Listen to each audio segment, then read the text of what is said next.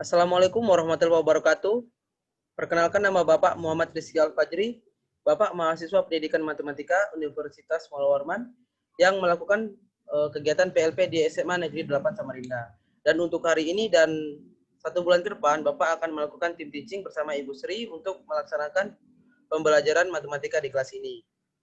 Baiklah, pada pertemuan sebelumnya kalian telah belajar tentang persamaan dan pertidaksamaan kuadrat, yang dimana materi tersebut merupakan materi prasyarat yang harus kalian kuasai untuk bisa memahami materi selanjutnya, yaitu persamaan dan pertidaksamaan rasional, dan juga persamaan dan pertidaksamaan irasional. Nah, baiklah, untuk materi hari ini yang akan kita bahas adalah persamaan rasional. Nah, sebelum kita masuk ke persamaan rasional, mari kita tinjau kembali terlebih dahulu tentang apa itu bilangan rasional. Di sini kita masuk. Bilangan rasional itu apa sih? Bilangan rasional adalah bilangan yang dapat dinyatakan dalam bentuk A per B, di mana A dan B merupakan anggota bilangan bulat dan B tidak sama dengan 0. Nah, biasanya A ini disebut sebagai pembilang dan B disebut sebagai penyebut, dan B tidak sama dengan 0. Nah, bilangan rasional sendiri ini juga biasa disebut dengan bilangan pecahan, ya. Kita lanjut. Bilangan rasional memiliki beberapa ciri, seperti 1, bilangan rasional dapat dinyatakan dalam pecahan biasa, contohnya 3, 1/2, 3/2, 5/2, dan lain sebagainya. Lalu yang kedua, bilangan rasional dapat dinyatakan dalam bentuk pecahan desimal terbatas dan tidak terbatas. Contoh pecahan desimal terbatas yaitu 0,2, 0,4, 0,8, dan lain sebagainya. Lalu untuk contoh pecahan desimal tak terbatas seperti 1/9 yang apabila kita desimalkan itu menjadi 0,1111 dan seterusnya sampai tak terbatas, atau bisa kita tuliskan 0,1 dengan tanda garis di atasnya. Lalu yang ketiga, bilangan rasional dapat berupa bilangan di bawah tanda akar. Contohnya akar 4, akar 9, akar 16, akar 25, dan lain sebagainya. Nah, setelah kita paham tentang bilangan rasional, kita masuk ke persamaan rasional. Nah, untuk persamaan sendiri itu biasanya menggunakan tanda sama dengan, ya. Sini. Nah, bilangan rasional itu apa sih? Bilangan rasional adalah suatu persamaan yang bentuknya pecahan, di mana ada yang bertindak sebagai pembilang dan ada yang bertindak sebagai penyebut. Dan antara pembilang atau penyebutnya memuat suatu variabel, bisa 1 atau lebih. Adapun bentuk umum dari persamaan rasional adalah sebagai berikut. Nah, di sini bentuknya fx per gx dengan gx tidak sama dengan 0. Di sini untuk fx-nya itu berlaku sebagai pembilang dan gx-nya berlaku sebagai penyebut, dan gx-nya tidak sama dengan 0.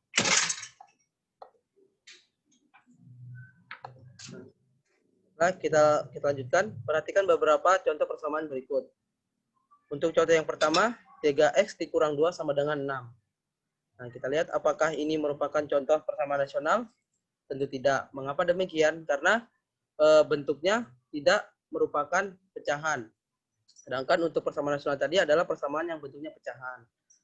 Nah, lalu untuk contoh yang kedua, x tambah 1 sama dengan x kurang 2 sama dengan 2. Nah, ini merupakan contoh persamaan rasional karena bentuknya pecahan dan antara pembilang dan ataupun penyebutnya memuat suatu variabel. Lalu untuk contoh yang ketiga bukan termasuk persamaan rasional karena bentuknya tidak berupa pecahan. Lalu yang terakhir, contoh yang keempat merupakan contoh persamaan rasional karena bentuknya pecahan dan antara pembilang dan penyebutnya memuat suatu variabel. Nah, selanjutnya kita lanjut ke menyelesaikan persamaan rasional. Nah, di sini kita akan coba menyelesaikan penyelesaian dari persamaan rasional. Nah, langsung saja di sini ada contoh. Tentukan himpunan penyelesaian dari x kurang 2 per x sama dengan negatif 4 per x tambah 3. Nah, bagaimana caranya? Yang pertama, kita tulis dulu, kita tulis ulang persamaannya. Lalu, langkah pertama kita lakukan perkalian silang. Kita lakukan perkalian silang antara x kurang 2, kita perkalikan dengan x tambah 3, lalu negatif 4 kita perkalikan dengan x. Sehingga kita peroleh, nah, sini X kurang 2 kita perkalikan dengan X plus 3. Lalu negatif 4 kita perkalikan dengan X. Nah, sini. Nah, X dikali dengan X, hasilnya X kuadrat. Ini. Lalu X dikali 3 hasilnya 3X. Ini. 2 dikali X hasilnya negatif 2X dikali X hasilnya negatif 2X.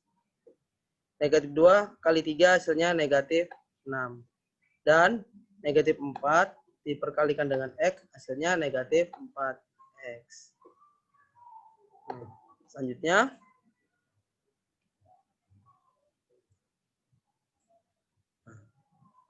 X kuadrat tetap, lalu 3X dikurang 2X itu sama dengan X.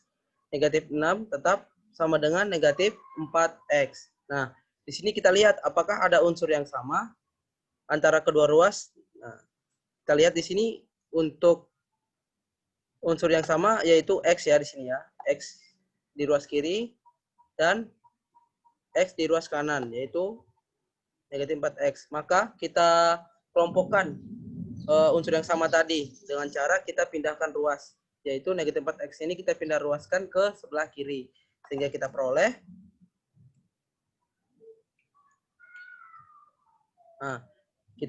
X kuadrat ditambah X tambah 4X karena tadi negatif 4 kita pindah ruaskan maka dia berlawan tanda menjadi 4 plus 4X dikurang negatif 6 sama dengan 0.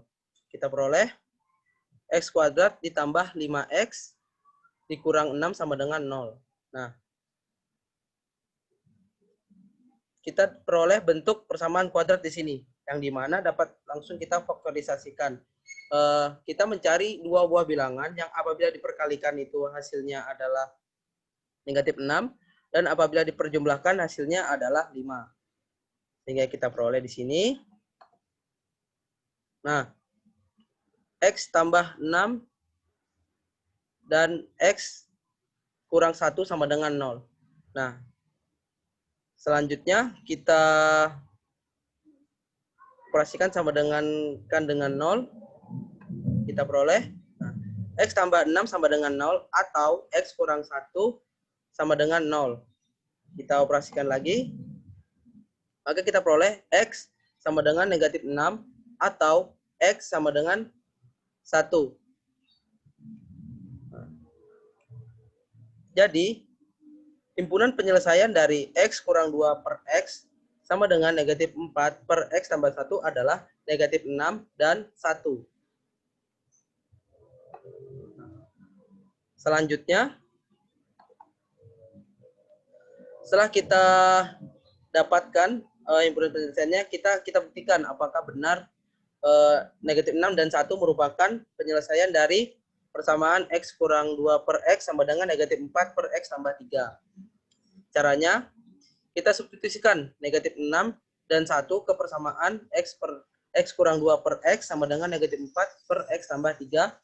Maka kita peroleh.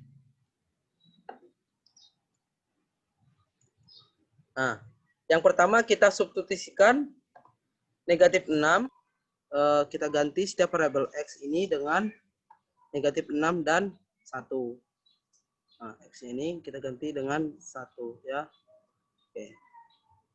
Nah, untuk yang pertama X kita ganti dengan negatif 6. Maka kita peroleh negatif 6 kurang 2 per negatif 6 sama dengan negatif 4 per negatif 6 tambah 3.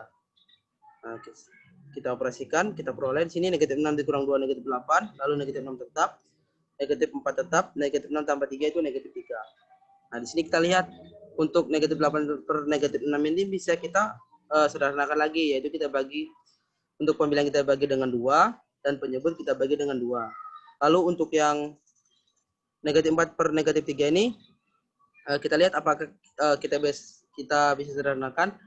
Nah, kita lihat di sini untuk negatif 4 per negatif 3 ini sudah tidak bisa kita sederhanakan karena sudah merupakan bentuk yang paling sederhana. Maka dari itu kita hanya bisa menyederhanakan yang ada di ruas kiri ini, yaitu negatif 8 per negatif 6. Sehingga kita peroleh Di sini negatif 8 dibagi 2 itu negatif 4, lalu negatif 6 dibagi 2 itu negatif 3, sama dengan negatif 4 per negatif 3. Nah, di sini kita lihat bahwa ruas kiri dan ruas kanan itu sudah sama. Artinya, negatif 4 per negatif 3 sama dengan negatif 4 per negatif 3. Maka terbukti bahwa negatif 6 tadi merupakan kemudian penyelesaian dari persamaan rasional tersebut. Nah, selanjutnya kita lakukan lagi untuk yang satunya. Nah, kita substitusikan lagi untuk X itu sama dengan 1. Sehingga kita peroleh di sini 1 dikurang 2 per 1 sama dengan negatif 4 per 1 tambah 3. Kita peroleh 1 dikurang 2 negatif 1 per 1 sama dengan negatif 4 per 1 tambah 3 itu sama dengan 4. Nah, sini kita peroleh lagi.